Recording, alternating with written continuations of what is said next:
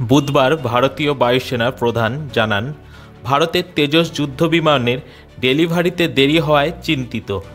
যে প্ল্যান নিয়ে রেখেছে বায়ুসেনা, সঠিক সময়ের মধ্যে যুদ্ধবিমান ডেলিভারি না পেলে সেই প্ল্যান ফেল হয়ে যাবে।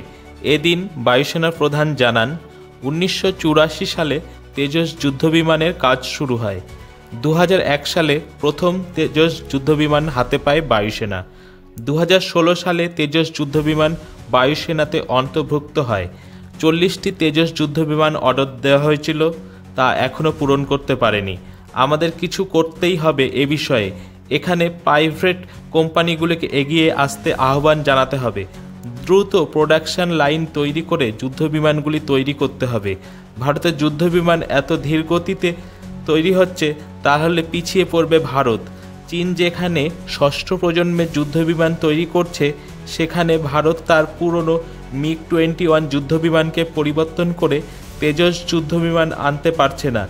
দ্রুত প্রাইভেট কোম্পানিগুলিকে দায়িত্ব দিতে হবে এবং এগোতে হবে এ বিষয়ে। Bureau report, Kolkata. এ বিষয়ে আরও জানতে কলকাতা সমাচার চ্যানেলটি লাইক করুন, সাবস্ক্রাইব করুন ও বেল আইকনটি প্রেস করুন। ধন্যবাদ।